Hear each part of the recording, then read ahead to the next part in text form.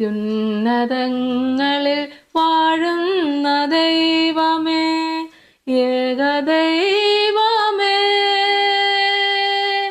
നിന്നെ സ്തുതിക്കുന്നു ഞങ്ങൾ, നിന്നാമം വാഴ്ത്തുന്നു ഞങ്ങൾ.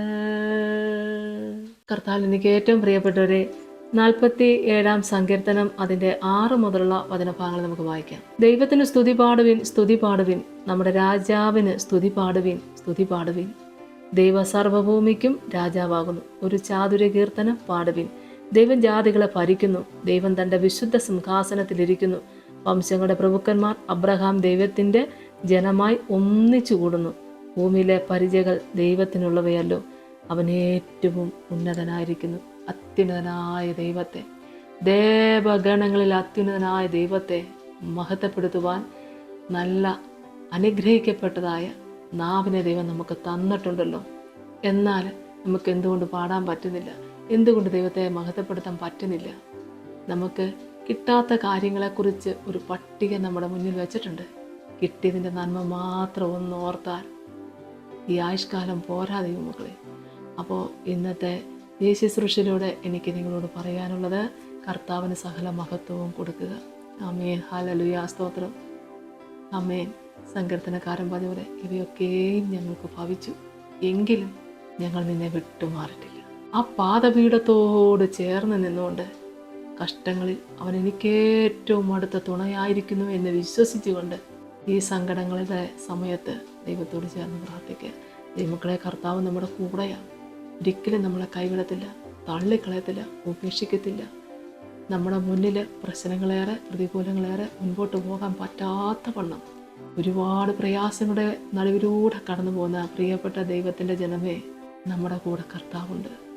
ഈ ദൈവം നമ്മളെ കൈവിട്ടിട്ടില്ല, ഉപേക്ഷിക്കത്തുമില്ല. വിശ്വാസത്തെ തികവുള്ളവരായി, ആമേൻ, ദാവീദ് രാജാവ് കൽപ്പിച്ചതുപോലെ, നിന്നാൽ ഞാൻ പടക്കൂട്ടത്തിൻ്റെ നേരെ പാഞ്ഞു ചെല്ലും, എൻ്റെ ദൈവത്താൽ ഞാൻ മതിൽ ചാടിക്കിടക്കും. അതൊരു ഉറപ്പല്ലേ? അതൊരു ബലമല്ലേ? ദൈവത്തിന് സ്തോത്രം, ഹല്ലേലൂയ.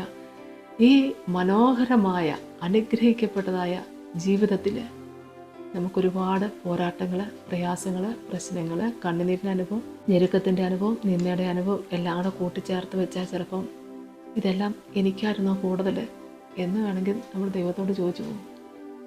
ഞാനൊന്ന് പറഞ്ഞോട്ടെ, ഇതിൻ്റെയൊക്കെ നടുവിൽ ഇപ്പോഴും ഈ തിരുവചനത്തിൻ്റെ മുമ്പിൽ നമ്മളെ കൂട്ടിവരുത്തിയിരുത്തി ഇത്ര മനോഹരമായി പ്രാർത്ഥിക്കാൻ ഈ സമയത്ത് നമ്മൾ ഒരുക്കുമ്പോൾ നമ്മളെത്ര അനുഗ്രഹിക്കപ്പെട്ടവരാ ദൈവമക്കളെ. കർത്താവ് നമ്മുടെ കൂടെ ഉള്ളത് കൊണ്ടാണ് ഒന്നിനെ ചൊല്ലി ഭാരപ്പെടാതെ, തളർന്നു പോകാതെ വിശ്വാസത്തിൽ ബലമുള്ളവരായി നിൽപ്പാൻ കർത്താവ് സഹായിക്കട്ടെ. അത്യുന്നതനായ ദൈവത്തെ മഹത്വപ്പെടുത്താൻ കർത്താവ് ഒരുക്കട്ടെ. നമുക്ക് പ്രാർത്ഥിക്കാം. സ്തോത്രം കർത്താവേ, കരുണാസമ്പന്നന്റെ സ്വർഗീയ നല്ല ദൈവമേ, ദേവഗണങ്ങളിൽ അത്യുന്നതനായ നല്ല ദൈവം, സാറാപ്പുകൾ ആരാധിക്കുന്ന പരിശുദ്ധനെ ഞങ്ങൾ ആരാധിക്കുന്നു, വാഴ്ത്തുന്നു, സ്തുതിക്കുന്നു.